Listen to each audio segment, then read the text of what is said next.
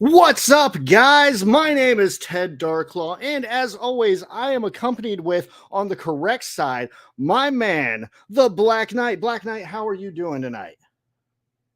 You're on mute. I am on mute. You're on mute. Yes. Do the intro again. Do the intro again. No, we're not doing the intro again. I'm doing good, man. Sunday, had the day off today. Losing some money in sports bets as always, but you know what? I got my drink in hand. I got the Hello Dopers in the chat. We got a nice special guest. We do have a very special guest. We have a super duper special guest.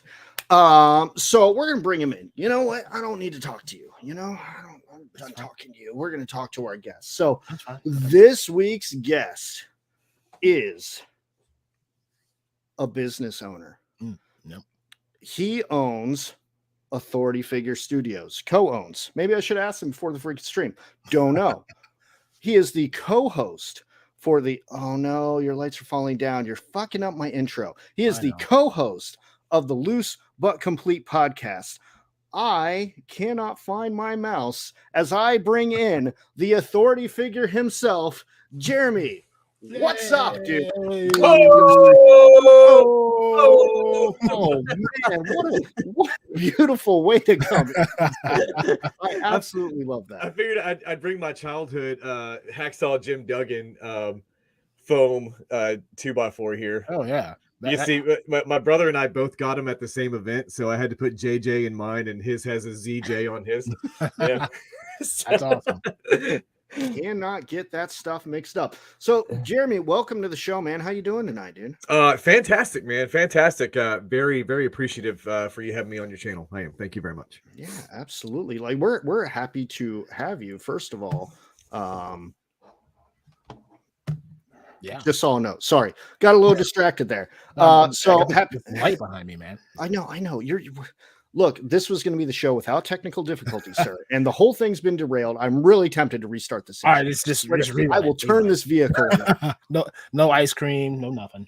So we have a lot of questions for Jeremy, and chat, if you have a lot of questions for Jeremy, which I know you do, go ahead and start filling them in the chat. But before we get to that, Aaron, are you paying attention to the chat? Do we have any greetings we need to give to any fellow helladopers out there? Oh no, I mean, we got the weird and fantastic toy adventures in chat. Oh, Bill is in the house. Bill, man, good to see you. Oh, there it is. Hello, welcome. You can check him out. They were just live like what 5 hours ago. Crazy. Yeah. They go hard on the weekends, man. I'm telling you, I could not do it. Also, the man himself, Jim Largo, is in chat. How you doing, Jim? Hey, pleasure. Good to see you, buddy. Gotta get that banner going because the banner has a happy birthday to Jim Largo. His birthday was on Groundhog Day. I don't know if he wants to know that. There, Jim Largo. Yep. Sorry, Jim Largo. It is on the banner now. It's going to be on there all night. Yep. As long as keep scrolling. And of course, Axion Figs is in the house. Ooh, the man who invented the term helladoper. Yes, he created the growing catch fire phrase. Yeah, it'll be on shirts soon. Still don't know how I feel about that one, but it's fine. It's pretty cool. Helladoper's pretty cool. Helladoper's good. All right, Aaron, I just got word in. So people who don't know Black Knight, he happens to know everybody in Columbus. Like my entire time knowing this man, he can't go down the street with him walking by somebody and then being like, "Oh, what's up, brother?" And I'm like, "Yo, who is that?" He goes, "Oh, I have no fucking clue." So this guy comes up to me and he says, "Hey, man, I need you to pass along a message to Aaron." And I said, "What's that message?" The message is, "What you sipping on?" I probably know that guy. He's always down the street, just trying to get a handout. You know what, man? Today we're just gonna keep it simple. Fortunately, my mug is being washed. Miss Future Night is doing dishes, and she's doing her thing. So we're going out of the old trusty can today with the still reserved spiked strawberry, which is halfway empty, but that's okay. Got another one. Double fisting it. That is the way to do it, sir. It is. It is the way to do it. Very disappointed about the mug. Hold on. I got a message here. Hold on. Oh, okay. Oh, this is. We'll pause the show for you. It's fine. Yes. We can wait. This is huge. Yeah. I got an email from one of our vendors. They said that the bill's not paid. Yeah, that's you. Oh, that is me. That's why. Oh, no. Under it says, Let's go to "What you. you sipping on?" You're reading the wrong email.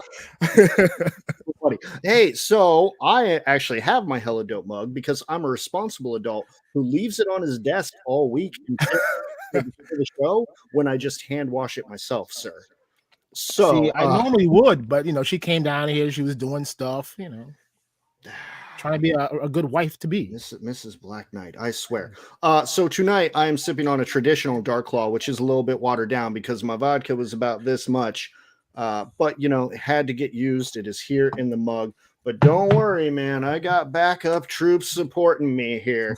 I have this urge to just smash these together and just- Yes. What? Smash. But I actually need to drink those. So we're not going to do that. But Aaron, we do have a special guest, and I think we have a very special question for him. A good warm-up question, just we always want to make sure that you get a good feel for the night by asking this very important question. Yeah. Okay. Yeah. Are you ready? Yeah. Yeah. He looks ready. He looks ready. All right, Jeremy of Authority Figure Studios. Loose but complete. What you sipping on? Tonight I am sipping on Miller Lite out of a Super Mario pint glass. As every grown man, that is the preferred method to consume this product. So Miller Lite, it's cheap, tried and true, right? Absolutely. Can't beat it. I do want to say something about one thing. Axion Figs, nice to see Jeremy has his hat on. This way he can adjust his earbuds and his beanie. So, sir, I need you to know this is not a beanie. This is actually an earbud retention device, right? So that I don't have to adjust the earbuds every 30 seconds. I was going to put a counter up to see how many times that was going to happen. Yeah, no, I was going to say the drinking game's in full effect tonight. Oh, yeah. That's why I had to get the second can, Yeah. But yeah, like I said, it's cheap and it works. Yeah. Awesome. Delicious beverage. Before we get started, we got some more special guests in the chat. Yeah, let's do that. The one and only Rocco the Great is here with us today. Hey, so shout out to Rocco. So I put my thumbnails up ignorantly early, and it doesn't appear in here anymore, but he was like the first one to pop in there and tell us to have a great show. So Rocco, love seeing you here, man. Absolutely, thank you so much for showing some love. Rocco, I did get Goose Fob. I've got something in the works with one of my dioramas, so I will tag you in that once I get that shot. So, but yes, I did get it. We appreciate the stickers and everything. But keep an eye out for that. What else we got? Bill with the Steel Reserve. Yes, Bill. Let me learn you. This can right here, 25 ounces of deliciousness. $1.89. Okay, 8% alcohol. You can't go wrong. Okay, 8%. Jim Largo says at least it's not a PBR. Now look, I am a major pod mark, right? But I can't do the PBR. I can't be a major PBR mark. I can't do it. When the funds are low, you gotta do what you gotta do, man. Yeah. Like I said, I found I won some casino money, so I could splurge a little bit. Next week might be different after losing some money with some sports bets. So I we have a new face in here, Ratface44 Reviews. Welcome to the show, sir. Hope you stick around, man. I know Ratface. Oh, do you? Oh, it's one of Jeremy's fellas, bringing in the humans. And just to answer Rocco, so Rocco, Jeremy does not make Animal Warriors of the Kingdom, but he is making a tabletop. Jeremy, what you explain it? It's a board game, but I guess technically you would call it a tabletop combat turn-based strategy game. Awesome. That instead of utilizing miniatures on a 1-inch grid, which is pretty common for those types of games, we blew it up to the 1/12 scale, so you'll actually use your Animal Warriors of the Kingdom figures as your pieces on the board, which is awesome. And we're gonna crack into all of that, but we gotta ease you into this with some warm-up questions. Okay. Now that we know what you're sipping on, the chat wants to know, what is the Authority Figure origin story? How do you go from fresh out of the box newborn to where you are at today? Okay, so my brother and I, we typically are collaborating on some type of project that's never meant to be seen by other humans, right? Just something fun that we have on the back burner that, you know, it's just a hobby for us. And so anyway, I've got 15 years of active duty service time in the Army, right? And so we were building a combat strategy game that was fire team based, right? So you would have like a team leader, machine gunner, medic, and a grenadier, and we were going to have some other, you know, soldier types as well. But you would utilize real world tactics in formations and things like that in order to achieve victory against your opponent, right? So we were on a conference call one day, and I had just gotten the GI Joe classified. I think it was Gung Ho, and I was working the figure, working the joints, and all that stuff while we were talking. And I had just gotten some like diorama pieces, like, you know, like barrels like this for some fig photography. And I put that figure in a kneeling position behind it with like his, you know, resting his weapon on top. They just kind of hit me. I was like, hey, what if we just blew this game up to 1/12? You know, and then you could use like figures that you already have, like military figures that you already have in order to play the game. And then, so it just kind of, it you know, it steamrolled from there. Next thing you know, we had the groundwork for the game. We had a pretty solid foundation. We were working on the framework after that. And so that's when I don't know. I had been developing a friendship with Jason Bienvenu for a while. I was a Animal Wars of the Kingdom Kickstarter all-in guy, right? And we had started a dialogue, I think, because I had a couple of questions about the figures, and, you know, he got back to me. And anyway, we started chatting, you know, over the course of a couple of months. And I would say that we broke the meme barrier. You know, we were sending memes to each other at that point. So, you know, it was pretty rock solid friendship there. So I asked Zachary, my brother, I was like, hey, what do you think about me pitching this to Jason? You know, and he was like, well, it needs some work. It definitely needs some work. So we started doing some forward thinking, right? If I am going to pitch this to him, what's the production timeline, right? Like, how far into the line is Jason going to be by the time this product could actually potentially get into somebody's hands? And how big would the line be?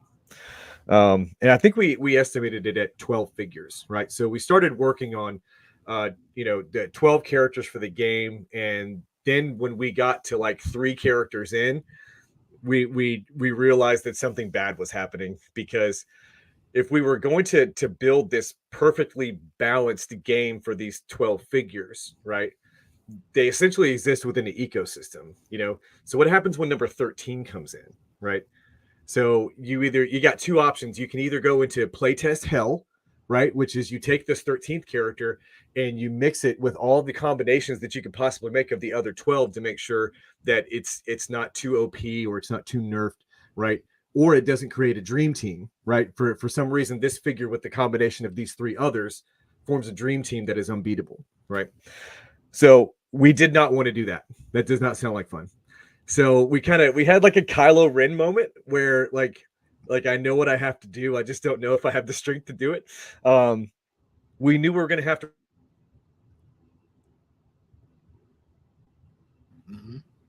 Uh-oh. I think we lost Jeremy for a second. This is also screenshot worthy. We need to like post that. Okay, Jeremy's back. Okay. Jeremy's back. We lost you for a second, dude. It's okay. Oh, okay. So we knew we were going to have to write an algorithm, right? That's going to control the game.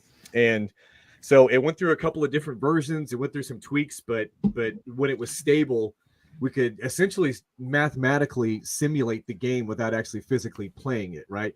And so I could put in those, you know, those values for a new character, and I could tell with about like 90% accuracy whether they were too OP, whether they were a redundancy, whether they were too nerfed, or if they're going to cause that dream team scenario. So so once we had the algorithm in place, we kind of figured out that, hey, we can kind of do whatever the hell we want with this, right? That algorithm that controls the games that we create is essentially like 1960s GI Joe, right? That's the base figure, but I can dress it up as a spaceman if I want to. I can dress it up as a scuba diver. I can dress it up as a cowboy, right? I could put any kind of different, you know, face that I want to on there. So we registered the company, Authority Figure LLC. We registered the algorithm, which is called the Articulated Action Combat System. So now that we had those 2 things in hand, right, we had an intellectual property and we had a tax ID.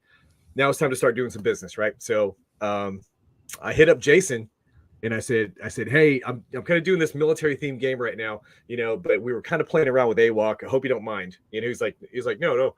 And I said, but I can shift it, right? I could shift the entire thing and make it an AWOC game if you want to, continue the conversation. And he was like, well, yeah, what do you got? What's your pitch? So pitched it to Jason, and then real quick he was like, yeah, let's start talking. So I think it was like 7 months after that we debuted the prototype at Joe Lanta or Toy Lanta, and then this last November at Legions Con we actually did a live play test of the game with 2 audience members coming up and rolling the dice.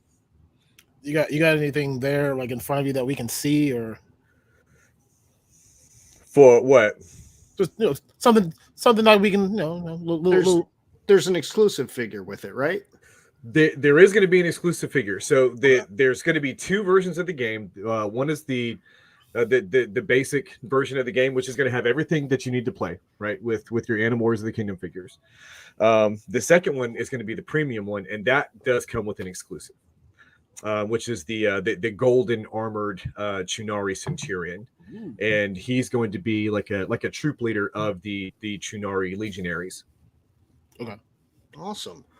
All right. Well, man, that is so very intense. So you created a game while you were in the military, and over the years you found a way to expand upon it. You had a window where you're like, yo, let's make this thing gel. And then you just pitched it to Jason, and he was like, bro, let's go. Yeah. And honestly, I mean, I expected a no, right? Because I completely understand these people. They have a fledgling IP. The first wave of figures isn't even out yet. So I can completely understand why they would not want to take a chance on someone, especially someone that's untested and unproven, right? But it was very what's the word? It was very validating for Jason to kind of automatically see the utility in what we were trying to achieve. So yeah, we didn't have to work hard for that one at all.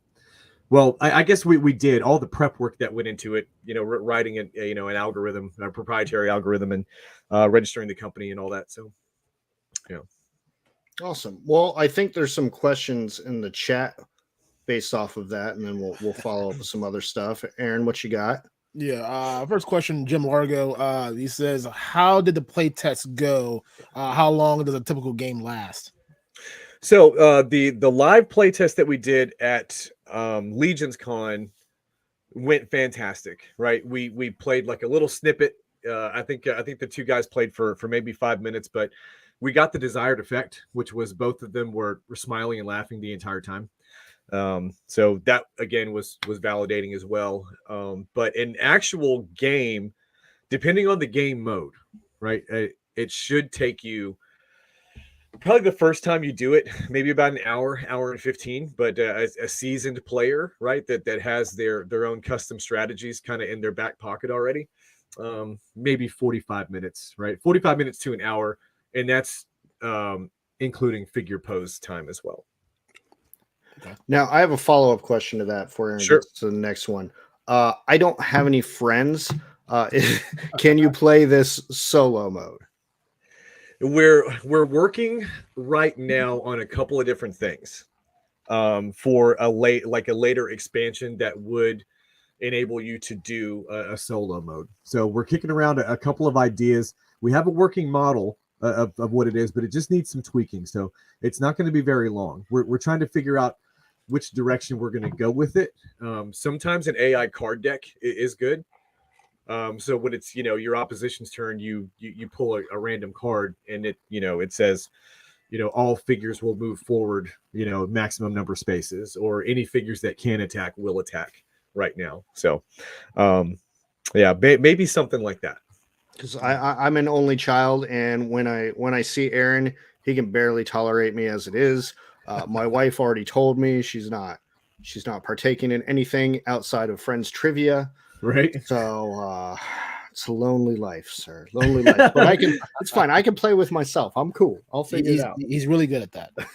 Yeah, and look, we've got there's some other things that are coming up too. We're talking about narrative based play scenarios, right? So some you would almost call it like a campaign, right? For a tabletop RPG.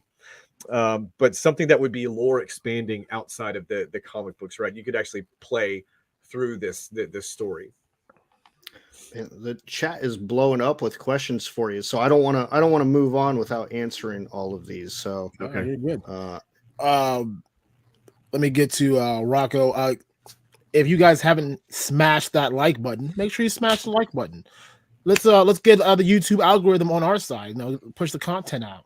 So thank you again, Rocco, for that friendly reminder to smash that like button. Rocco's the man. Everyone gives Rocco shit, man. Rocco's good people.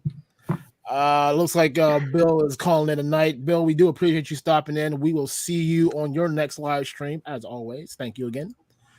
Exion Figs, Jeremy, glitching the matrix with all that brain power he's using. Oh, shut up! How bad was it? Was I gone for a while? You were out for like a good 20 seconds, and then you kind of clicked back in. Oh, okay. Yeah, it's fine though. It was fine. Okay. I thought it was me, and I was like, "Crap, I froze." But I'd rather me freeze. You two disappeared for me, and it was just like spinning circles. So yeah, it was weird. Okay, it's fine. Nothing better than my hanging light right here. Yeah, that was the first technical difficulty of the evening.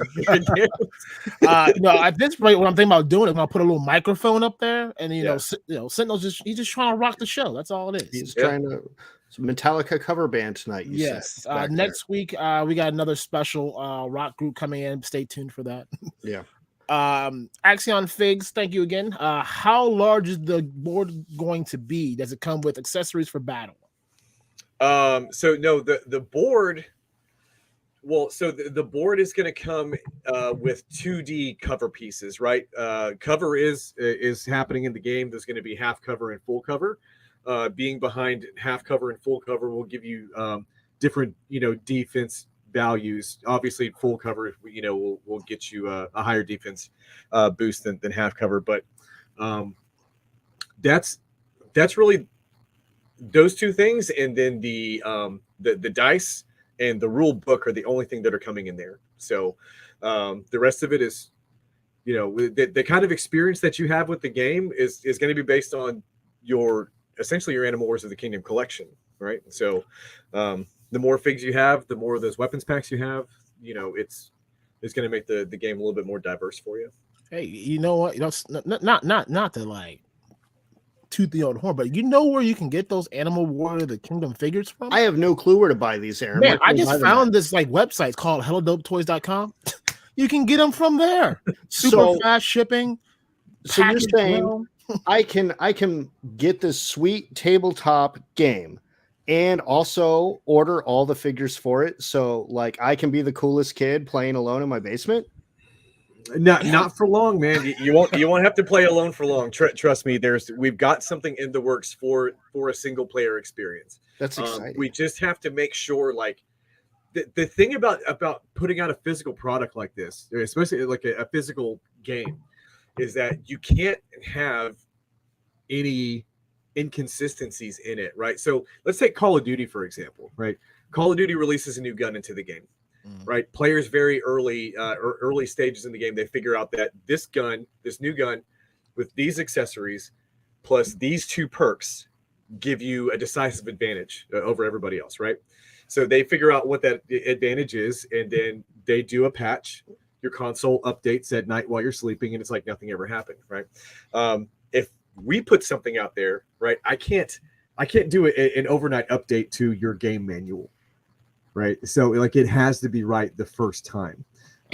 So yeah, it just, we don't have a lot of room for errors in that. So it takes a lot of time. There's no gun, no patch that will ever make me good at Call of Duty. I'm just garbage as it is. Well, you come home from work, you just want to, have a little stress reliever. And next thing you know, a 13-year-old dual wielding purple shotguns, comes up and says something disparaging about your mother. Oh yeah. So Every time. See, this is why I Every play time. Fortnite, because they're like, oh, like let's play no builds. Like, no, how I gotta build my fortress of safety. Like, no, bitch, I'm coming in with guns blazing, and I'm going to kill you. Oh, the other thing with that question, I'm sorry, the game is going to be about 2.5 feet wide by about 4 foot long. So that truly is a tabletop right there. You weren't kidding. You're going to have to play on your dining room table, or if you have a very large coffee table. Right? So that kind of leads into Jim Largo's question that I was trying to get popped up. Can the game board and terrain be used for diorama ideas when not playing the game?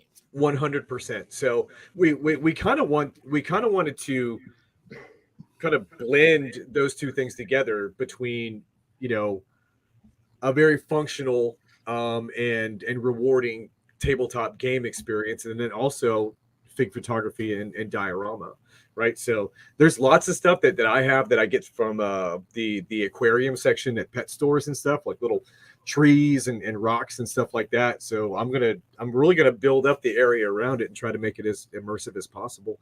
And plus it's fun to take pictures of the figures, because the idea for this game was, you have these really, really highly engineered, highly articulated action figures, right? So when you're playing with them in the game, you may as well pose them to depict the action that's happening. So you roll an offensive, or you have an offensive roll for a sword swing, right? You have you put your character's arm up with a sword. If it fails, the intended target would raise their shield, right? So you're playing with figures and you're playing a functional game simultaneously. I have a follow-up question to that. So sure. I was listening to you on Cato's Collections talking about that thing. So like mid-game, you're like posing these figures, which sounds awesome, first of all. But the first thing that came to my mind was, how does Ryan play this? They're just all standing there. Right, because he's got his Ryan his trademark Ryan pose.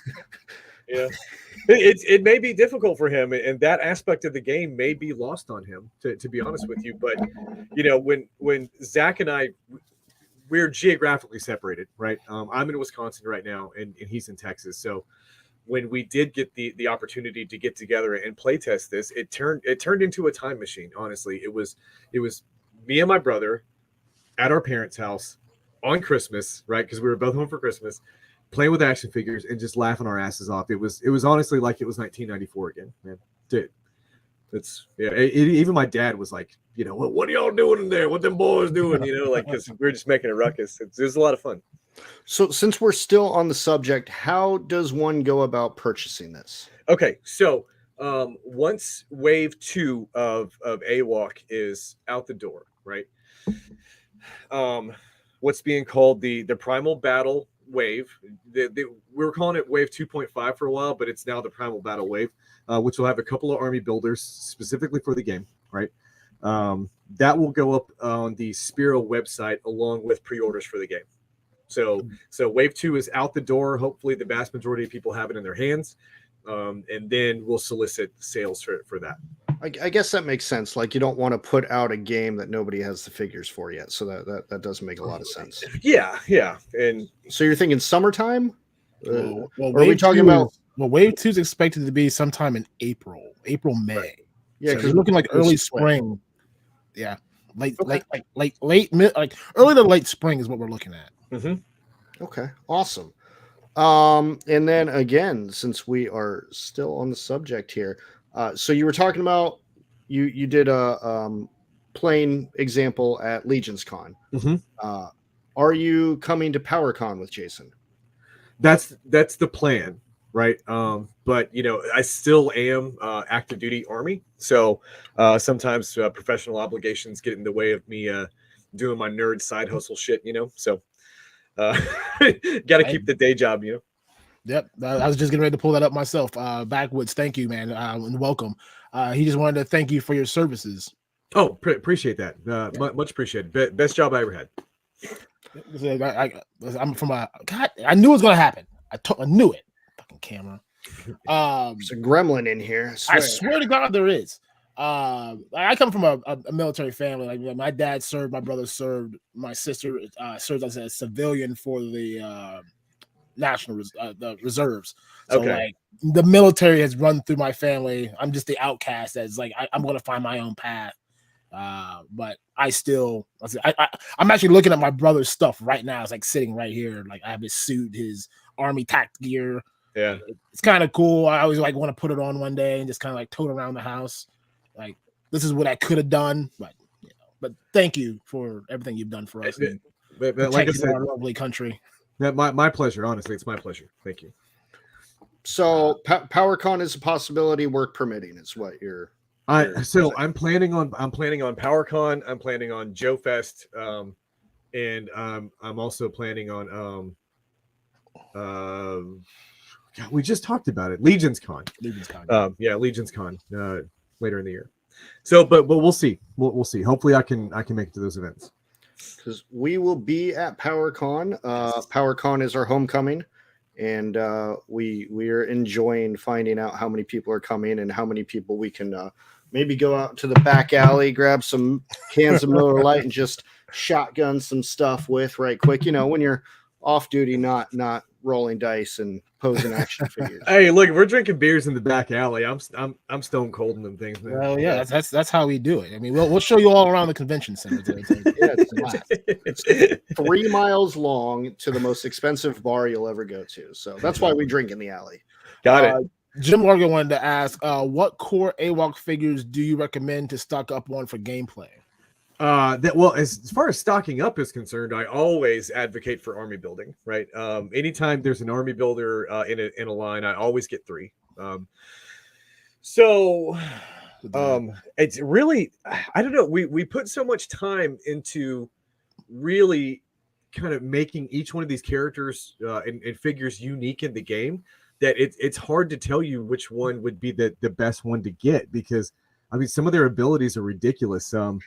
Like let's go with Vero Atlas first, right? He's going to be the first magic user in the game, and he has an ability. I'm not gonna say what it's called, but we'll just call it the switcheroo, right? Well, before you get too into that one, now that particular figure was a pre-order through Spirit, and I think some select people. So that figure, to my knowledge, was not going to be widely available. It was on Kickstarter. Well, I mean, yeah, you had to get a Kickstarter, but like, yeah, as in retailer wise, like people trying to buy it outside of that. Oh yeah, so yeah, it was a limited quantity figure. Right. So, but yeah, he has an ability called switcheroo. So if you've got a couple of your characters on the board, they're kind of closing in on him, right? He can use the switcheroo ability to automatically trade places with any of his friendly team members if they're within a certain radius of him, right? So you could be thinking you're about to take down this, this mage right there, and then all of a sudden, switcheroo, like you got Thane in front of you with this massive warhammer, right? And you're having a bad day. I love that figure.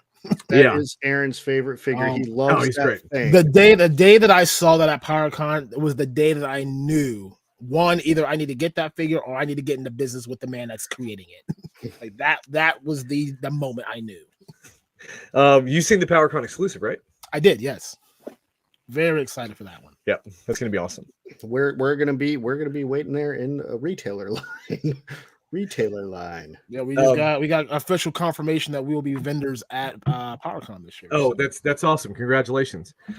So I guess just to put a bow on that question, I can't tell you which ones are going to be the best ones, because each one of the characters has a pick one of 2 special ability, right? So you can create different combinations of different characters with those pick one of 2 special abilities, right? To kind of create your own custom tactics within the battle space. So the more characters that you have, the higher diversity that you have as far as custom tactics is concerned. So I'll leave you with that. What I'm trying to say is buy everything. I'm trying to tell you to buy everything. Buy it all. And when Spiro sells out, you can go to helladopetoys.com and we will have plenty, apparently. Large case count. Let's go. Yeah. Lots of boxes coming our way. All right. So what are some of your short-term and long-term goals for the business itself? Like where are you trying to be this year? Where are you trying to be in 5 years? As far as this year is concerned, with Animal Wars of the Kingdom, before this year is out, We want to have the game and all of the backers. Well, it's not backers. Everyone who pre-orders the game through the Spiro website, right? We want them to have it in hand and probably have the first expansion pack completed and ready to print. So for anybody that doesn't know, with each successive wave of the Animorphs of the Kingdom figure line, an expansion pack will be made available for the game, right? And that will have all of the character cards for that entire wave in it, right? So it should be about the price about the same price as a standard figure, right? About $30. It's not bad. Yeah, It's really good. not too bad. Okay. So we want to have that well, first of all, obviously product in hand, and then have the first expansion either printed or ready to print. Okay. What about long term here? So where are you in 5 years? I mean, we've got some stuff. We got some irons in the fire right now. Ooh, can we get an exclusive? Can we get a little taste, like a little sample? I know. So we're working on a couple of things. We're working on a couple of pitches for known IPs, right? And then at the same time, we're also working on just kind of authority figure games, right? So I don't want to get too far into specifics, but we can talk hypothetically, right? Let's go. Absolutely. Okay, so let's talk hypothetical. But first, we get into hypothetical. Let's state something that's factual. That last Mattel Creations kind of Kickstarter crowdfunding for that real scale ring did very, very well, right? So that led a couple of dickhead brothers that make games to think that there's a pretty high demand for wrestling stuff, right? You're talking about the Kane one, right? Yeah. Okay. Yeah. So what if hypothetically these two dickhead brothers that make games, what if they were putting something together for wrestling, right? Maybe based on a card-based system, right? So before the match begins, each player would draw a card, right? And one of the players' cards would be something like, you get to cut a promo before the match starts, right? So whatever figure you've chosen, right, you're going to have to cut a promo in their style. So let's say you got the Hitman, right? You got Bret Hart, the best there is, best there was, best there ever will be. You're a piece of crap. Owen knows you're a piece of crap. Like all that stuff. Unfortunately, if you have Bill Goldberg in there, all you can do is just wag your tongue because that's a Goldberg promo, I guess. Question about that. If I have 1998 Kane, do I just light everything on fire? Right. Yeah. So you do in-home pyrotechnics for that. Right? A lot of setup to this version of the game. I mean, if you've got Junkyard Dog, throw a couple of those in there. But whatever happens, whether or not your promo is fantastic or it's horrible, you and the other player are going to be laughing your asses off, right? Oh, so let's say you draw this card and you get to cut a promo, right? And let's say by a roll of the dice, if your promo is successful and the crowd has your back, you get an offensive boost for the first 2 turns of the game, right? Because you have the momentum of the people behind you. But what if your opponent drew a card too that says he can interrupt your promo by doing a backstage run-in, right? And what if he has to roll the dice to see if when he does that run-in, whether or not he's got a steel chair in his hand or something, right? Okay. So it's something card-based like that. But at the same time, using flight stands and stuff, you can really do some top turnbuckle stuff, right? Some Randy Savage elbow drops, right? Put him up in a good suplex position, where they're standing. Yep, there you go. Oh, yeah. The cream will rise to the top. Thinking. Right. Before you continue, I just want to take a quick moment of silence. Laney Poffalo did pass away. Hacksaw put that information out a couple days ago. So if anybody doesn't know, that is the actual brother of the Macho Man Randy Savage himself. He was a wrestler himself. Sad for the passing. We'll never get another good one like that again. Leaping Lanny Poffo, the genius. Yes. Yeah, very unfortunate. But anyway, like I said, it's a hypothetical situation. I'm not sure if there's. Love this idea. Oh, as a wrestling fan, absolutely. So we very much want some updates on that, hypothetical updates. Hypothetical updates. I don't know if they're actually working on it, but we'll see. We'll see in what happens. the coming years. We'll be all right. We're gonna be messaging you about what's your hypothetically. We working on this yet? And the cool thing is with those real scale rings is that they have aprons, right? They have ring aprons. So if you have your accessory packs with your steel chairs and your tables and your ladders and all that stuff, you can pull them out from under there, start utilizing them inside of matches. Oh yeah, excellent. So I think we need to take a chat break. Aaron, what's popping on a chat? little something. Jim Larago once again. He's saying hypothetically, Valve's Action Force version of a certain tabletop game would be a hella dope. Just saying. Yeah, that would be. That would be really cool. Yeah, it's a conversation to be had. So I wanted to ask, because I think I don't know if we talked here or was before we went live. You had mentioned you had created something like this with Classified. That was kind of where it all started from, where it branched from there. No, so we put together the proof of concept utilizing classified figures, but we did the proof of concept with a bunch of different figures in the 1/12 scale, because not all 1/12 is all 1/12, right? So articulated icons, Foosh ninjas are in the 1/12 scale, but they're noticeably shorter than classifieds are, right? So really the figures that we utilized for the proof of concept and planning for this were there specifically for the purposes of measurement, right? How much space does a 1/12 articulated figure take up when they're in dynamic poses, right? And so we got to essentially what it is, it's a 3 or a 3.5 inch square, depending on what you're using, right? So the larger Masterverse stuff that's on that same scale as Mattel WWE and McFarlane figures are about on that same scale as well. Yep, there you go. Those would be that 3.5 inch square. Okay, so awesome. Let me just ask this dumb question. So let's say that I don't have any Animal Warriors of the Kingdom, but I'm very interested in your concept game. Could I hypothetically use other figures and still be able to play said game? Or is it 100% just to that? No, so you can look, once that product is in your house, you can put whatever figure you want to on the board, right? But the game was specifically designed for Animal Warriors of the Kingdom, right?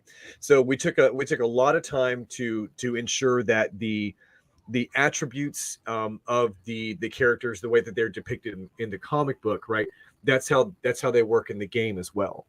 So Pale, for instance, is a very leap first, look later type of individual, right? Real rowdy young guy. So we put an ability for him in the game. One of two abilities is first to fight, which is that if Pale, if you jump him out there and he's the first one to make contact with the opposition characters, then he'll receive a damage bonus, right? Because that's the way he acts in the comic book as well. He jumps out there without thinking about it. But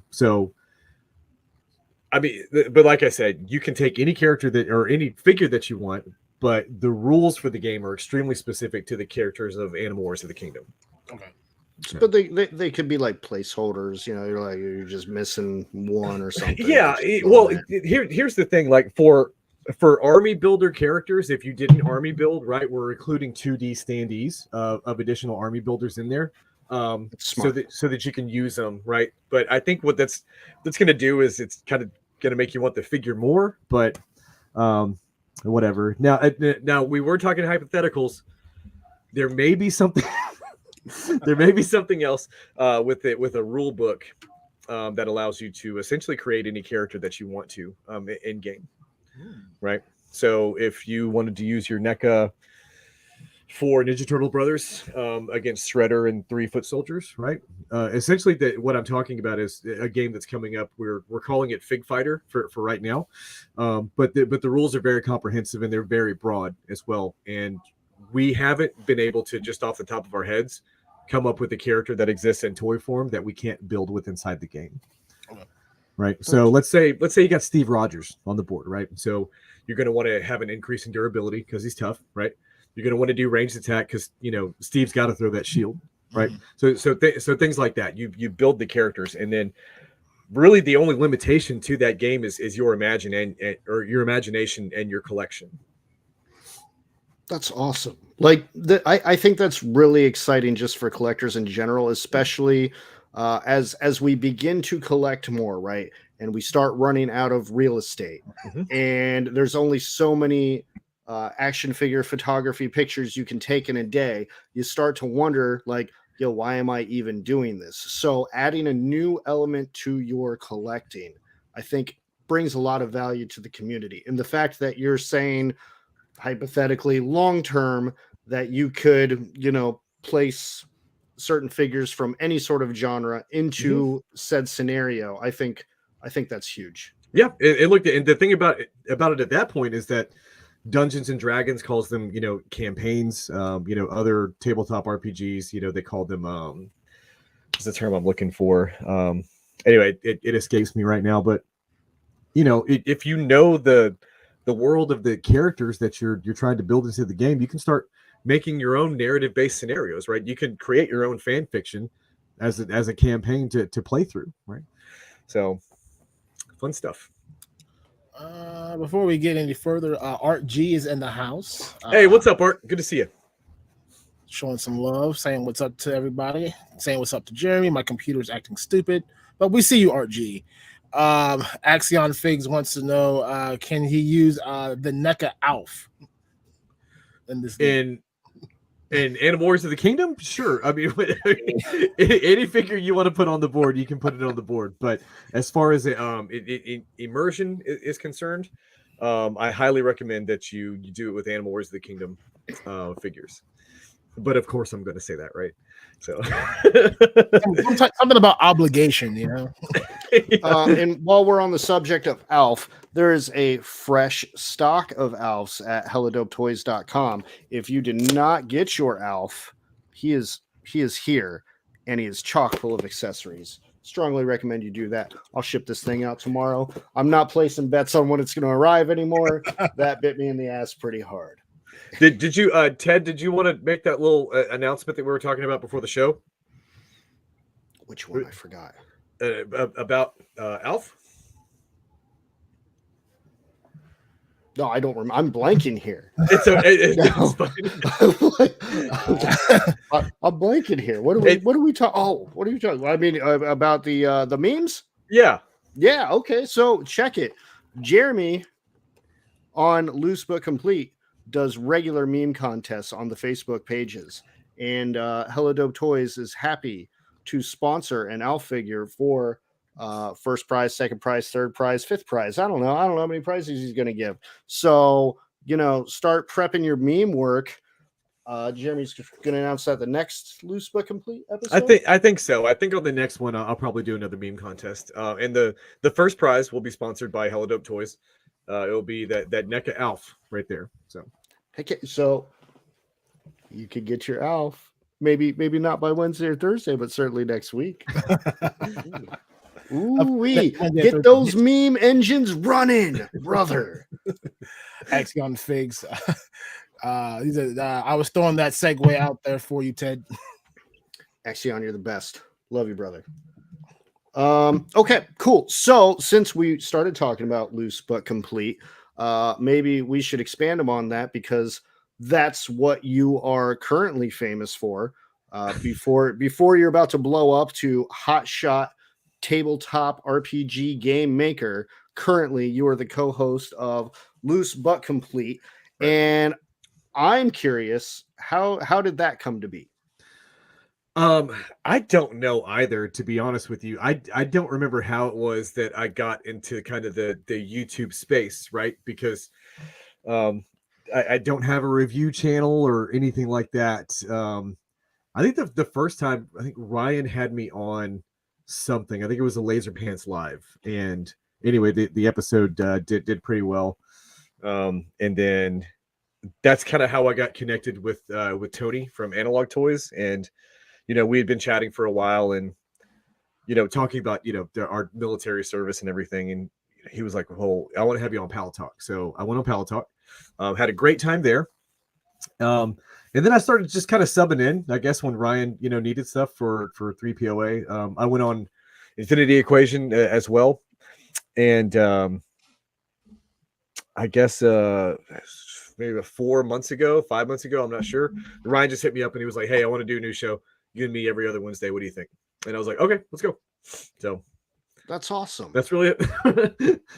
And one of the questions I had for you, and you probably thought it was super weird, but for a guy who's not a YouTuber, you're very well spoken. You seem to be very camera ready because Aaron and I are usually just a shit show. We're still figuring it out. So I was wondering if you had any background in like public speaking or anything like that, or if it's just natural charm.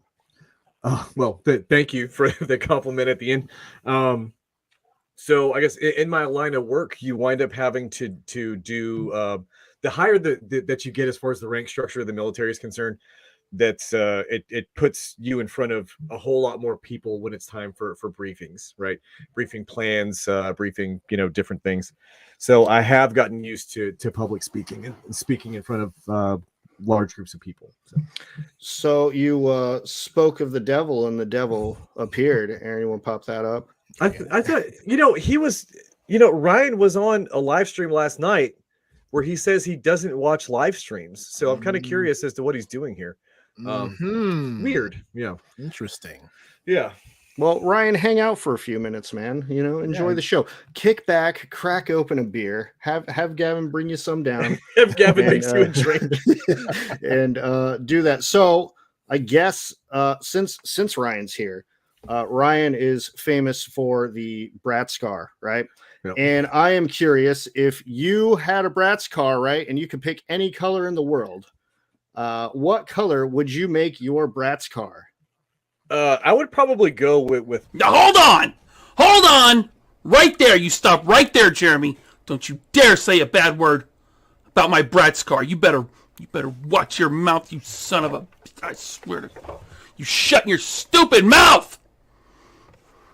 It's okay, sweetie. I'm not gonna let him say anything bad about you. I'm not gonna let him say anything bad about you, baby. Okay? It's okay.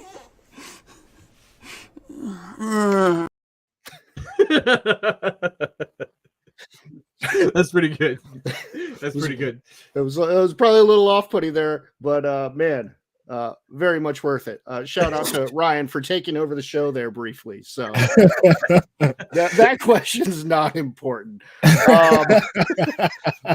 But yeah, I would definitely go with purple and try to do some stuff with the foot soldiers with it. Oh my God. So you and Ryan have had sorry, I didn't over here. You and Ryan have had a lot of guests on your show. Are there any in particular that really stand out to you? Like, do you have any favorites that you look back on and like, yo, that was a good freaking show, man? So as far as Loose But Complete is concerned, I want to say the Sam Newsman episode was probably the people in the comments, it was so wild, right? Nobody was just like, the puppet thing's cool, right? It was either this is the funniest thing I've ever seen, or it was like, never have him back.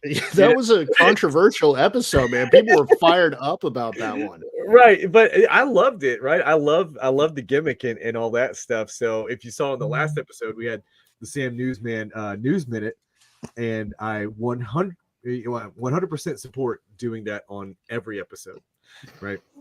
No, I agree. The Sam Newsman is awesome puppet. I've been following him. I try to pop into his Saturday morning streams when I can, because like he's a puppet who's actually telling real news. It's an amazing thing. Sure. I don't know why anybody would shit on that, because you're a toy podcast that has a puppet on as a guest. That's on brand, man. That's perfect. Look, it's fantastic, especially when he's talking about, cocks in hand and growing and all that stuff.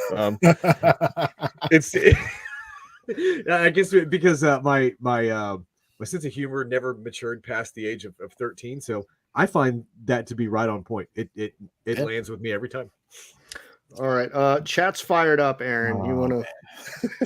I'm still trying to recover from the video. Yeah, I did. I briefly warned Aaron about that a week ago, but he didn't see it. It was very much a surprise. This was the first to time him I saw as that well. video. He was probably also very thrown. That was kind of like, it was almost like very pro wrestling, right? Where I'm sitting there trying to cut a promo, and all of a sudden the Titantron that comes on, and it's you got the Rock sitting there like, look here, you jabroni. This is the Rock show. Much love to Ryan for helping me out with that. So what color Bratz car do you want? It doesn't matter what color Bratz car you want. This goes back to earlier. Axion Figs was wondering if your hat and headlights is part of the prize pack. I mean, you should look at everything, all the gifts that I bestow upon you people, as blessings, essentially, right? So if they do come with lice that was and my actual hair, then I expect you to cherish that, right? Let them flourish inside your hair as well. Yeah, put it on, man. Spread the love too. Let it go across the family. Take it to school. Take it to work. Go take it to work. Give it to that neighbor that you hate. Yeah, throw it in Goodwill too. Like let that thing get around. Laser Pants goes, is this live? From what I was told, yes. This could have also been pre-recorded. I'm not sure yet. You let me know in the morning when the alcohol gets out my system. But I think this is a fever dream. None of this is those are the worst. Like, especially like when I fucking had COVID. Like, I'm pretty sure I imagined an entire like movie sequence that never happened. Hey, it's a fun ride, man. Fun ride. Ryan says, "You people, Jeremy is a racist." Confirmed. That's coming from the Kanye West of the toy community, which is Ryan, right? What do you mean, you people? Yeah, I don't. That comment doesn't carry a lot of weight. So sorry there, Bucko. Gavin's Travels, thank you for stopping in. He comments, he can't unsee that video. You shouldn't have been watching in the first place, Gavin. You should have been mixing a drink for your father. So priorities, my dude. I literally saw Gavin pop in. And I was like, I have to stop swearing for a minute. So, that video will officially be part of our 2023 in review, along with the infamous spit take now. and how many drinks I'm taking off of the earbud adjustment. Jeremy, yes. you're getting me messed up tonight. No, I'm not adjusting earbuds. We lumped the hat in with it too, so it's kind of an all for one. I kind of got this like little emo thing happening here. I like that, man. I do like that. It's not a phase, Mom. This is who I am. You need some eyeliner. It's guy liner. Thank you. Ted Gavin says he already did jerk face. Hey, you need a comma in there, right? Because what it says is I already did jerk face. So I don't know, right? If I'm the jerk face, right? We need to fix that, buddy. Oh my god, that's too good. I can't. I need to go upstairs or something. Aaron needs a 5, guys. We're gonna pause the show. We'll do a new introduction. Yeah, new intro. Let's just run it all over again. All right. So I have other questions about Loose but Complete. Okay, let's go. So do you rewatch any of the shows? I think I used to in the very beginning because I was really bad about filler words. So I'm trying to get better as far as filler words is concerned. And are my two worst that I'm working on. But now, really, the only time I go back is just to quote Ryan on something that he said that's stupid. So he'll be like, I didn't say that, and he'll be like, yeah, you did. And then I make a little clip and send it to him. That's actually a pretty spot on Ryan impression there. Yeah, well, he sounds like Kermit the Frog. So. He also says you can misquote me like a douchebag on Piss Tank. I don't even. Is that? Oh, that's this goes back to we were talking about him watching live streams. Oh yeah. Okay. All right. So now that you've gotten a little taste of YouTube live streaming, are there any plans for you to make a channel, do some sort of spin-off, take over the 3POA channel? Like, yo, Ryan, you're not doing anything Tuesday. I'm going to do my own show here. I have zero aspirations to do any of that. I gotta be honest with you.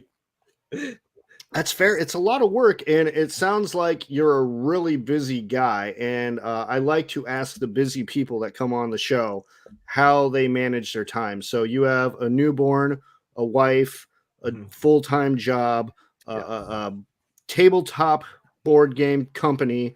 You got to deal with Jason from Spiro all the time. Where do you find time for all of that? I mean, it's just really time management is key, right? But luckily, I'm in a position professionally right now where I'm a recruiter now for the Army. So I'm not in the fighting force as of right now. So I have an office job, which in this position right here, it gives me a very high level of autonomy, right? I don't have to check in with anybody as long as I'm out there, you know, trying to find people to have conversations with about the Army. Then nobody really asks what I'm doing. So that affords me the opportunity to get a little bit more into the other stuff that I'm working on, right? So it's nice. Having good work-life balance is good. Rocco is asking me who is better, Miles or Peter. Peter Parker is always the OG. Doesn't matter. Miles is fine. See, you ask my son, he's going to tell you the opposite. He's a Peter Parker's the man forever. Unless Peter Parker has his body taken over by Dr. Octopus and becomes Superior Spider-Man, and Superior Spider-Man is by far the superior Spider-Man. Absolutely. It's in the name. It's in the name. So, you know, Doc Ock is the best Spider-Man. And I'm sorry, that was a really good read, by the way. I thank you for suggesting that one. Really, really good story. It still holds up. Shit, man, you wanna talk about some wrestling? Sure. Yeah, I'm always going to talk wrestling. Okay, who is your favorite wrestler? All time, like from you, there's always the one that carries on for me, Macho Man, but you have the all-timer, and then you have to have a modern day because people get old and they retire. So man, it's really hard. I don't really know who my all-timer would be. Whoa! It's Ric Flair, baby. Let me get it. Hold on, I'm slow at this. We all know. Make sure you don't kick him out of the chat. I'm not going to kick him out.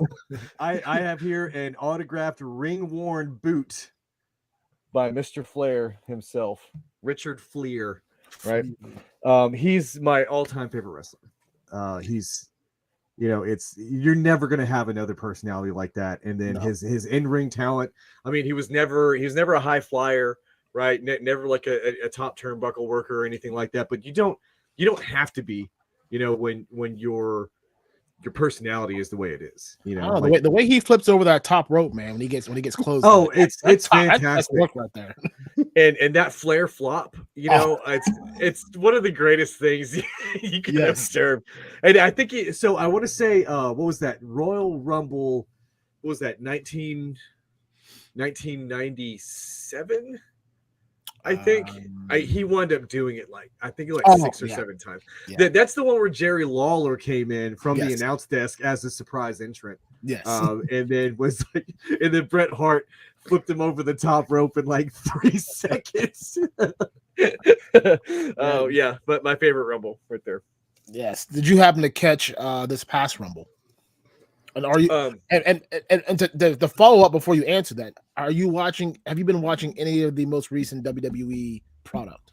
Just the highlights, man. I fell out of love with that company really after the Attitude Era. Right now we're in the PG era, and I couldn't do it. It's unrecognizable compared to the way it was. I will bring some credit though, because now that Triple H is assumingly in control of creative, now that Vince McMahon is back, the current story arc that they've been brewing for 2 years has now been, Roman Reigns, the baby face who could never get over, has now become the greatest heel in the modern era. The bloodline and the tribal chief and all that stuff. Yes. Yeah. So what's funny is I was talking to Ted about this. I think we were talking about last week since we didn't have any guests. Like, if you never watched it, go back and watch WWE Evil. They did an episode on Roman Reigns. This character that he isn't actually a character. This is him. Like, this is really who he is, and like how he is with the Usos. Like, this was all made for a reason.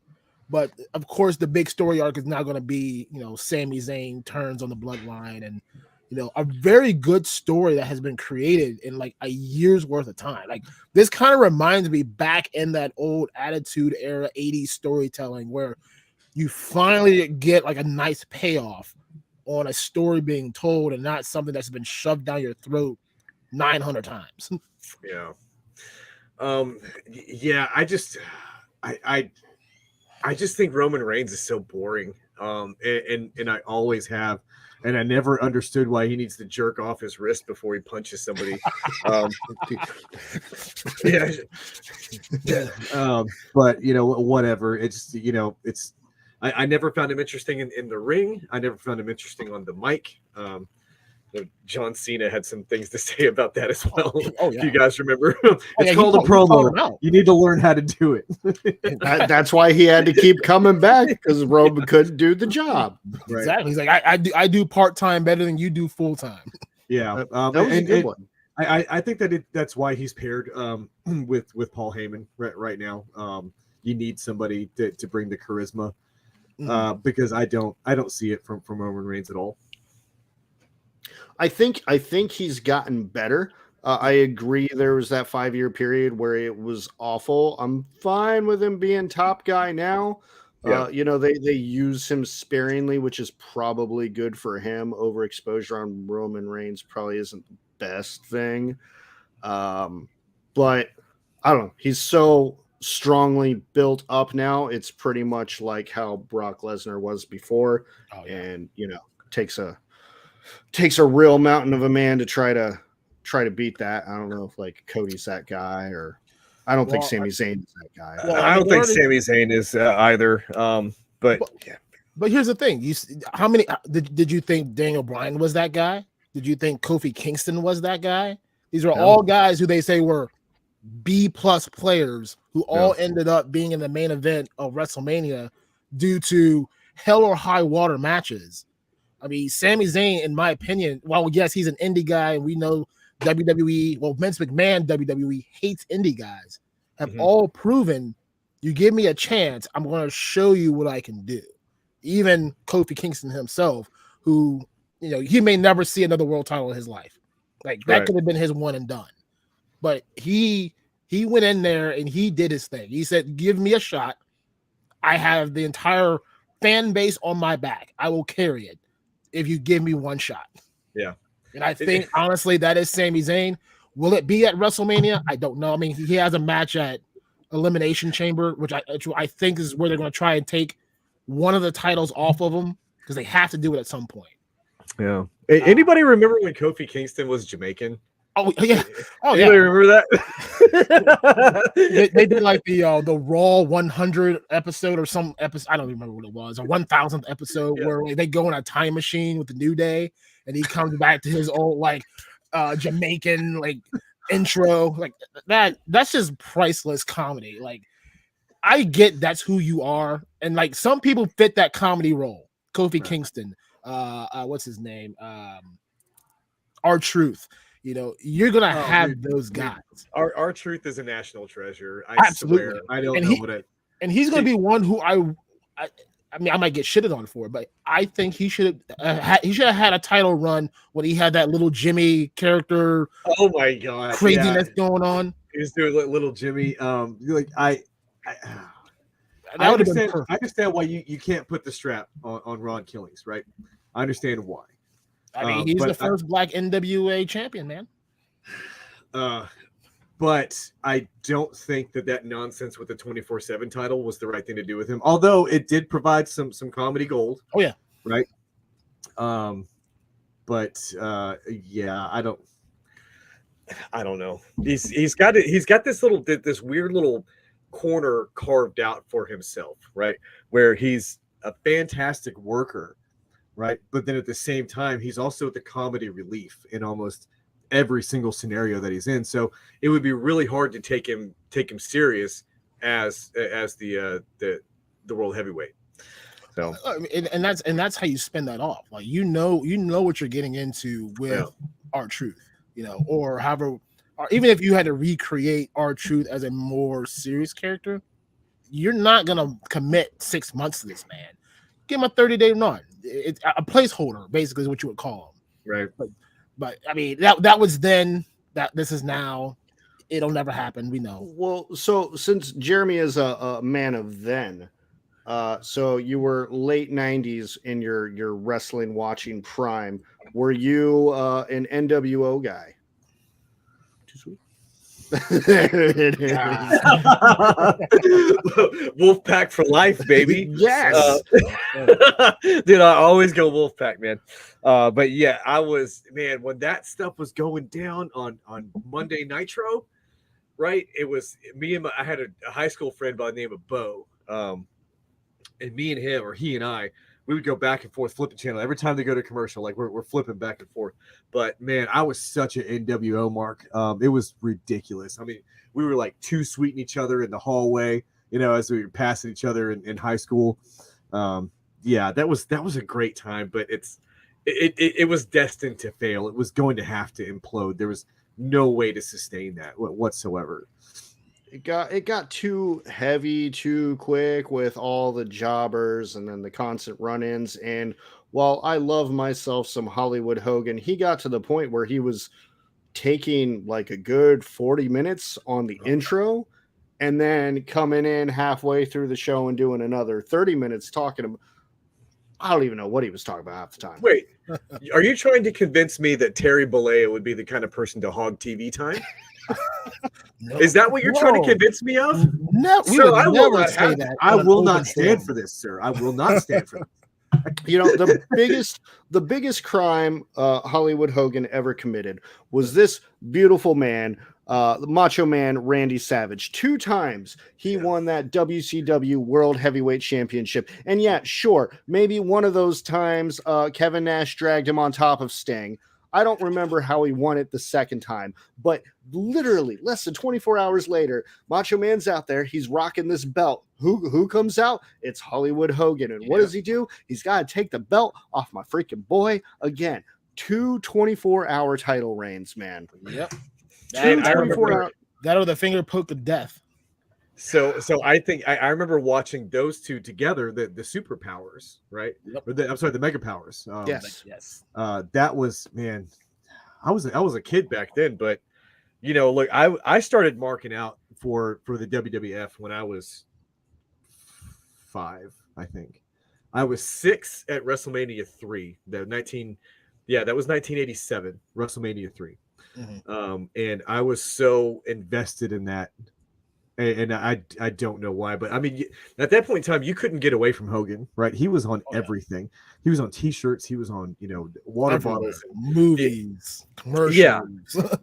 And but I was really interested in Macho Man back then. His charisma had really it had grabbed me, and so the IC title against Ricky Steamboat. Yep.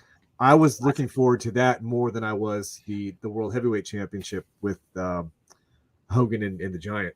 Yeah, it's back when they made those mid-card titles mean something. Like that IC title used to have such prestige. I was more interested in being an IC champ back then than I was being the World Heavyweight champ, just because of the way Macho Man kind of held that title and the esteem that he had for it, right? I wanted to be the IC champ, for sure. And have Miss Elizabeth sitting there shining it, during a promo. Miss Elizabeth, I can see the lust in his eyes. See, you do a good Macho Man, and it sucks because I can't do a good Macho Man, but I do a spot on Hulk Hogan. It takes a lot right here in the throat, man. You gotta get real. I can't do it. It always resorts back to Hogan for me, and I think it's just too many years of just hearing him on 1-hour promos from a child or on Nitro every week. So I'm gonna post a video. Ted here with my son when he was like 8 months old. Like he had Hogan and Macho Man. He's like entertaining my child, like doing the like Hogan voice. I'll post that as a online. You got to watch this. It is the most entertaining thing you'll ever watch. My son to this very day still talks about it. He's 8 years old now. I had my LJNs back then, the LJN dog toys, and I was slamming those together and all that stuff. There comes a time in a man's life where he's got no one around him. Dig it? A lone conquistador riding into the sunset. That's pretty spot on, man. Hey, thanks, man. Thanks. Aaron, we got some. So chat is blowing up. Jeremy, you loves made the chat rations. wild tonight. Who we got? We got Fake Fan Samurai. Thank you for stopping in tonight. He says, I like Roman now more than ever, but he's still boring. I mean, like I said, they shoved this man down your throat for what, 5 years?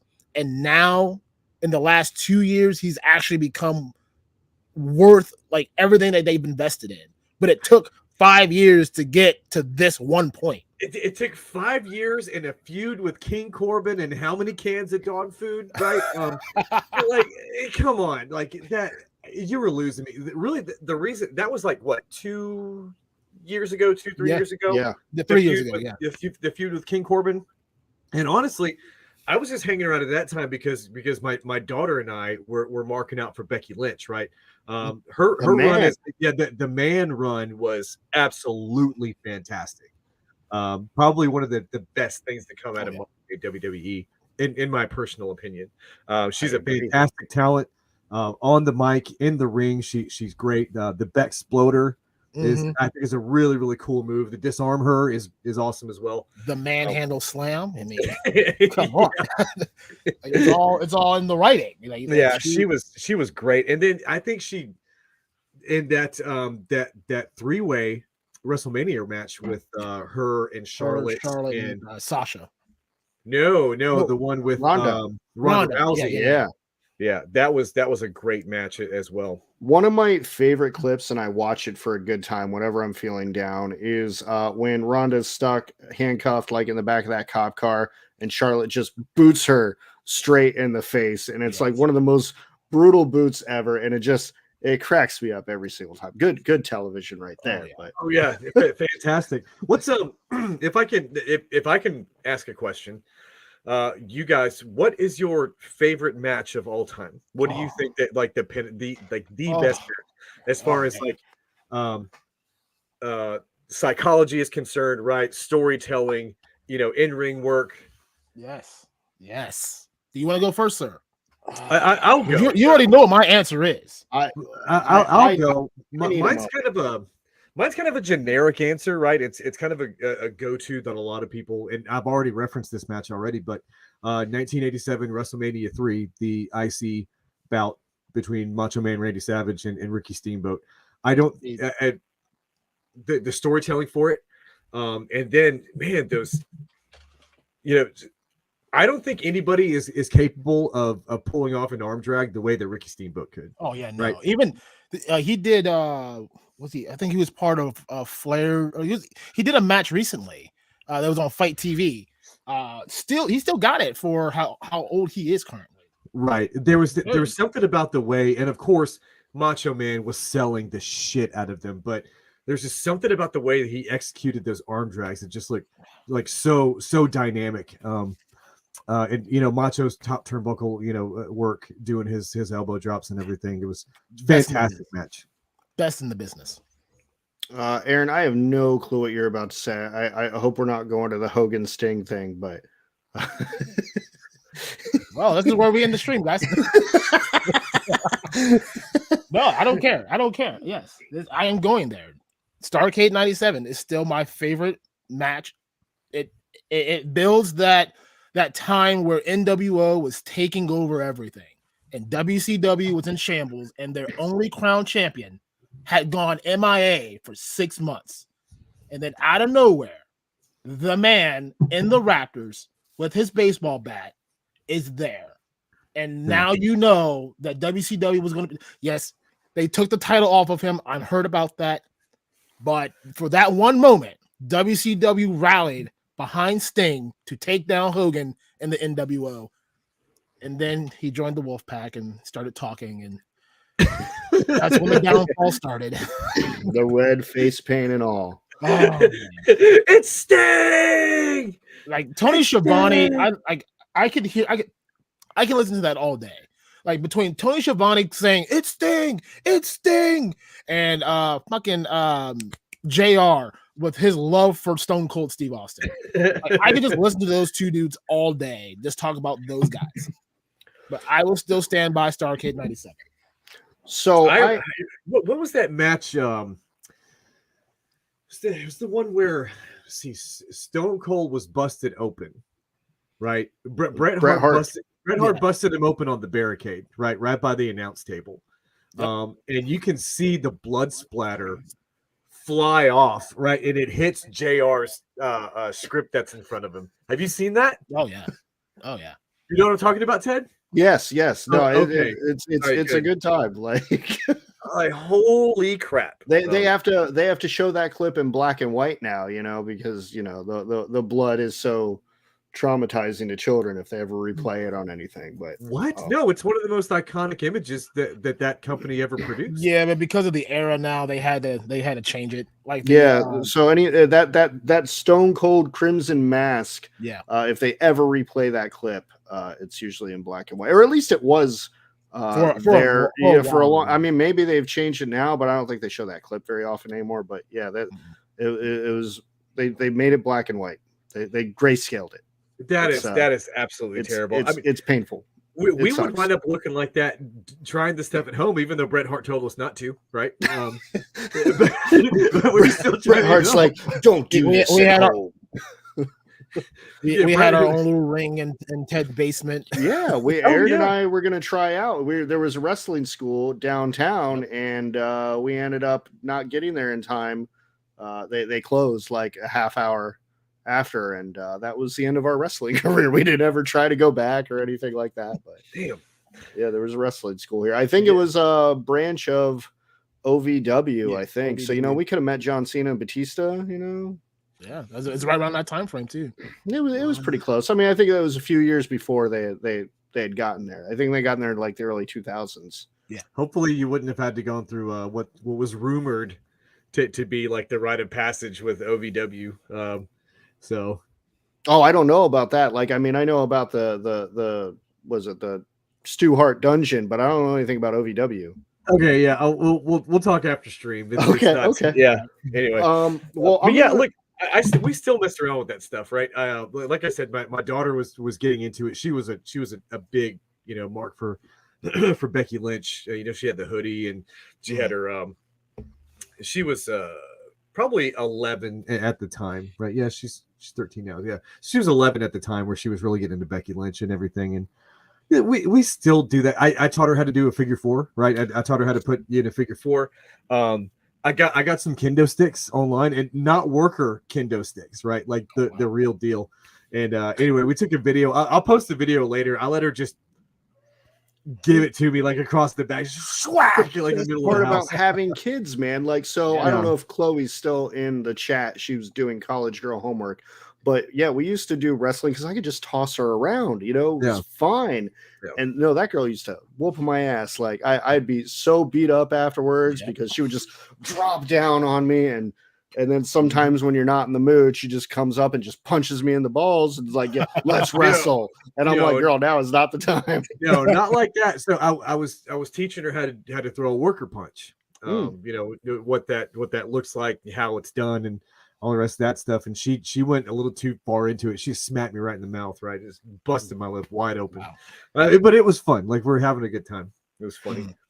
So I want to give my answer here, and I'm going to cheat a little bit, and then we got to pop back into the chat because the chat is fucking wild. You guys are wild tonight. We see you all. We're getting to it, but man, we opened up a can of worms here, and I'm digging it. I'm glad we actually cut in a little extra time for this. So I am going to cheat a little bit because I want to give a not a classic era, but a 90s era, and then maybe something a little bit more modern because they both mean a lot to me. But it's going to be a little out there. So Booker T Chris Benoit, I believe it's the television title, best of 7. Best of 7, yes. And best of 7 matches in modern days, stupid, right? It's fucking dumb. But man, the intensity and the ring work. First, Benoit, I know. I'm talking about Benoit when he was alive and Booker T. Not talking about the other shit. We're talking about the worker, not the. Yeah, not the man. But man, they that's when you knew Booker T was a star, because he had been doing the Harlem Heat thing, and Harlem Heat was fine. Harlem Heat was great for a tag team at that time.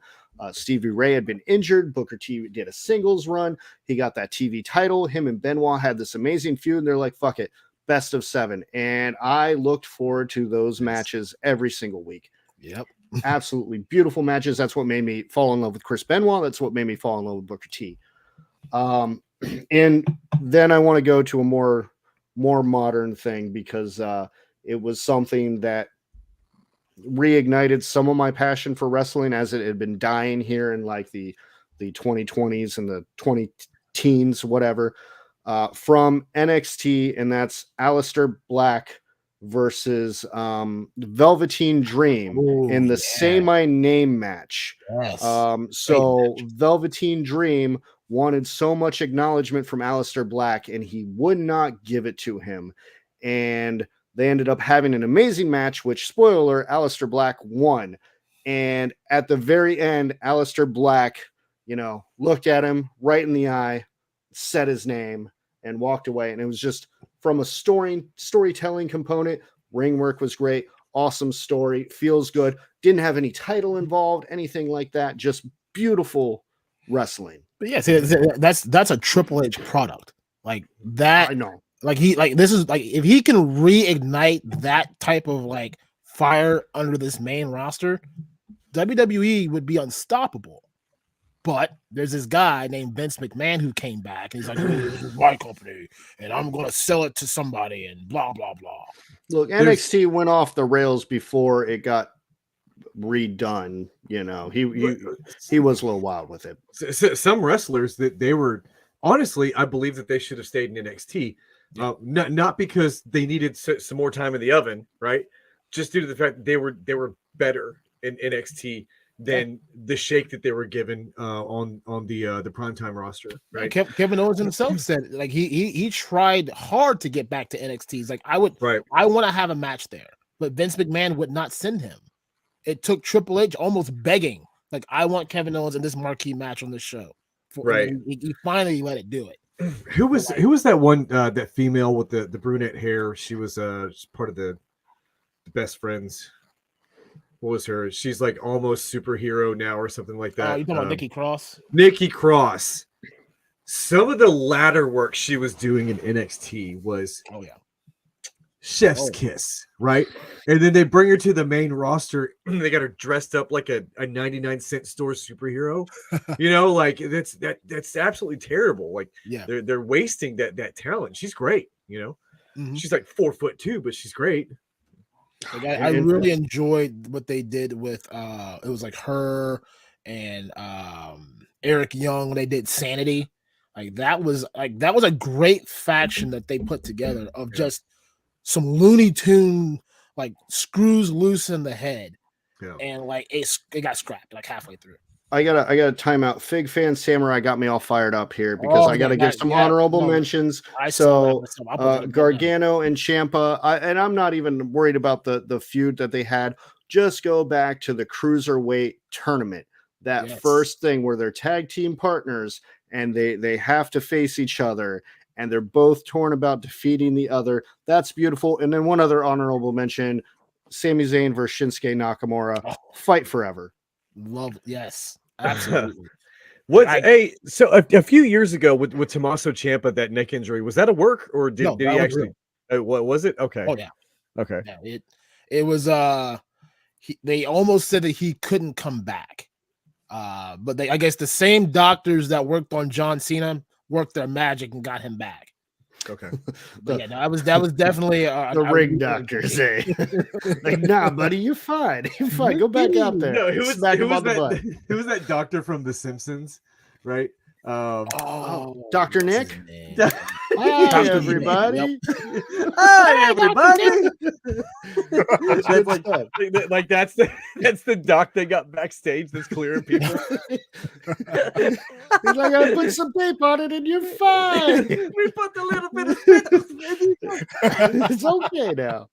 All right, so Oh, man. we derailed from chat. Chat's still wild. We got to get to some chat real quick. Yes. We're gonna calm down for just a second. Random Stuff Garage, thank you for stopping. I don't know if you're still there. I started this a while ago, but since we're making him thirsty, he wants to know what you're sipping on. He's got to watch the replay, but I gave him a little flash. I gave him a little. I mean, flash I'm on earlier. can number 2 now. So number 1 is done. We're on number 2. Ted and I are both partaking in Miller Lite, that particular libation, having mine from a Super Mario pint glass. Classy enough to bring your own glass. See, I didn't do that. I'm just Right from the can. right from the can. You lose a lot of the carbonation when you pour it into the pint glass, so it's. Yeah, whatever. I like it better like that. Fake fans. The Sami Zayn was more when he had that ska intro. I love that intro, by the way. It's a like there's a thing on Facebook right now that I saw in one of the wrestling groups I'm in. They're doing a tournament style based on wrestler intros. Okay. I think they're only in the semifinals right now, but they got some really good names and some really good intros. I'm like, some of those I was torn on. I'm like, you got 2, like it's in threes. So like they had one, I want to say it was Undertaker. It was like pretty much like the 3 top guys in the 90s. Aaron, keep chatting. I'll be right back. Yeah, see, I knew it was coming. Don't worry, it's fine. But they had like 3 of the main 90s guys, and I'm like, dude, how do you choose which intro? Like they are all good, like, and they really got me to think. I'm like, dude, like it's getting interesting now, like where they are currently. Like I said, they're in the semifinals. They got 2 more rounds to go. It's like I think the next round it's actually Seth Rollins, Visionary versus Becky Lynch. So husband and wife going against each other for intro. So okay, is that his persona now? He's Visionary. Yeah, he's the Visionary. He's not the Monday Night Messiah anymore. No, God, no. That was he's not Seth freaking Rollins anymore. So well, yeah, he's still Seth freaking Rollins, but now he's a Visionary. Okay. Look, I honestly I've fallen out as far as the product as it in its current iteration, right? I do not watch it. I catch the highlights, right? Mm-hmm. But that's about it. I can't they did the first Monday Night Raw after Vince McMahon's departure, right? And everybody's like, it's going back to the way it was. Trips is in charge now. It's gonna be great. And then Becky Lynch comes out there dressed like an absolute clown and cuts a promo about Thomas the Tank Engine or some nonsense like that. You know what I'm talking about? I do. Yep. And I was like, no, nothing. This is horrible. Well, to be fair, kind of they like that time frame was still trying to finish off Vince's crap before he went through to change it, and even the changes that he made still seemed very, which makes me believe that Vince McMahon was still in charge even when he wasn't in charge. It was me all along, Austin. Exactly. The exact vibe that I got. It was me the whole time, Austin. But like I don't know, like right now, this is probably some of the best WWE you can watch currently with just what's happening. I'm gonna take your glowing review of what's happening right now, and I'm gonna give it an honest try. Well, I mean, it's either that or you watch AEW, and I'm pretty sure you'd rather watch WWE. Don't do that. Don't do that. Man, okay, look, MJF is great, but don't do that. I'm waiting for that man's contract to end. I went to a movie theater roughly 3 years ago, and I saw Cody Rhodes talking about a new wrestling promotion. Right, they had paid for movie theater time. It's called AEW, and I was like, whoa. And I was like, I'm all in. And I was all in for the first 12 months of AEW, right? I can't get into the Young Bucks. I can't do it. They do not work for me. I don't know why they were getting so much exposure and why they were getting so much TV time. look, their in-ring work, undeniable, right? They are fantastic at what they do, but you're missing the other two parts of what it takes to be a pro wrestler, right? I don't think that they're great on the mic, and I don't like the way that they like aesthetically. I don't dig it. So I was always confused as to why they got so much attention. But look, I was a Cody mark back in the day too. And so to see him go and do his own thing, I was all about it, man. I got the first 3 waves of the figures. I completed them. Even that 1 of 500 Cody Rhodes that's going for like $3,500 on eBay right now. I have it mint in the box. I didn't pay that. I found it. Like I found mine. So I got mine. I got mine at Walmart for $19.99. I was one of the lucky dudes that got one. So yeah, because first of all, you couldn't find those AEW figures when they first dropped anyway. Like they were just up and gone. So the fact that you found one of those chases, that's a pretty big deal. I've never even seen them. I'm in the toy store all the time. Well, so I got my Wave 1 all from Ringside Collectibles. I pre-ordered all mine from them. So that's when Cody's wife, Brandy. Yeah. Brandy. Nobody could find Brandy Rhodes, but I had mine in the box. So that's nice. It's nice. I agree with the Young Bucks, and it put a thought into my head, and it's going to derail, but it's also going to bring back. So you did, and I mentioned this when I talked to you about me doing research on you.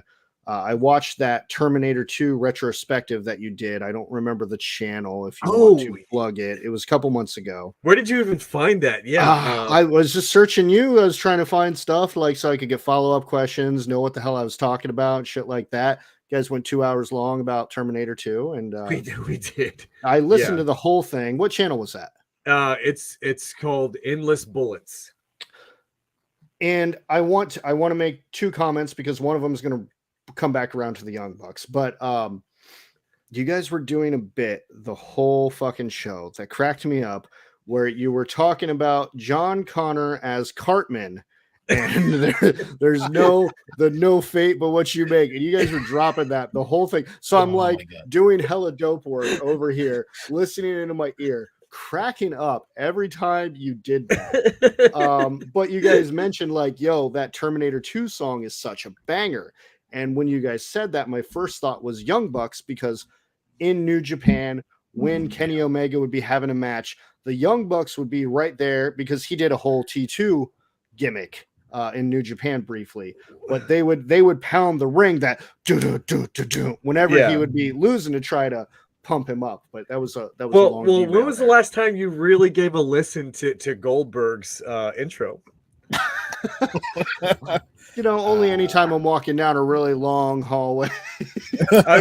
Think about it though. Like Goldberg's intro music it's a very blatant ripoff of the Terminator theme. And I don't think, they were back in WCW days. They were doing that because Chris Jericho had a ripoff of, maybe it was Even Flow, and then Raven was the same thing. So I don't think when Raven was like a Wish.com Eddie Vedder. Like, what was he coming out?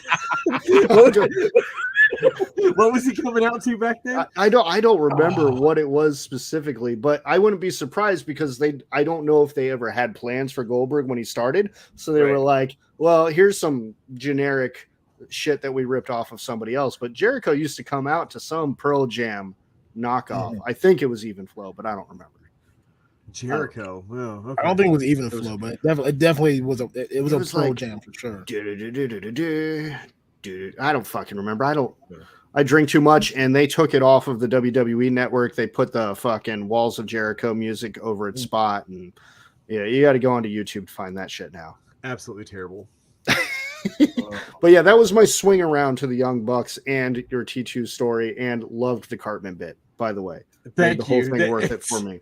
I've seen Terminator 2 I don't know how many times, and then the first time that I was exposed to South Park, I was like, hang on, what? And it sounded just like him during that scene.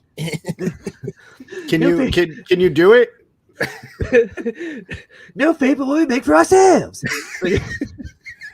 There it is. Beautiful. Beautiful.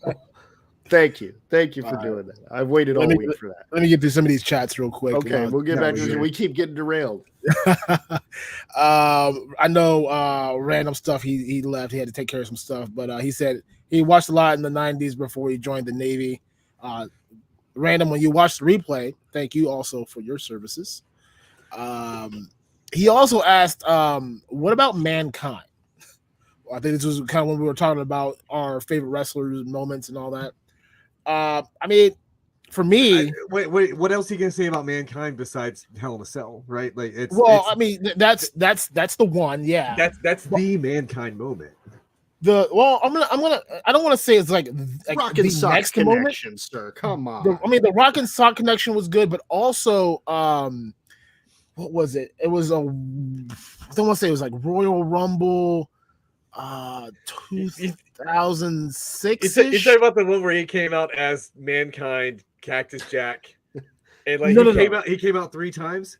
Well, no, not the Rumble itself. Yeah. He was in the main event with Triple H, and on the Raw before he came out as Mankind, talking about how Triple H, like, I mean, he went to town on him, like he whooped his ass, and basically was setting up the I can't beat you. Mankind is not that guy to go against someone of the caliber of a Cerebral Assassin. Takes his mask off, takes his shirt off, and there he is as Cactus Jack, the only guy that can. Like, but that one there would probably be like a far second in comparison to the match that wasn't even planned to happen the way it did. Like that spot wasn't supposed to happen. But Cactus Jack Mankind was a different breed of man. That's fair. What else is in the chat, Aaron? A lot. I know.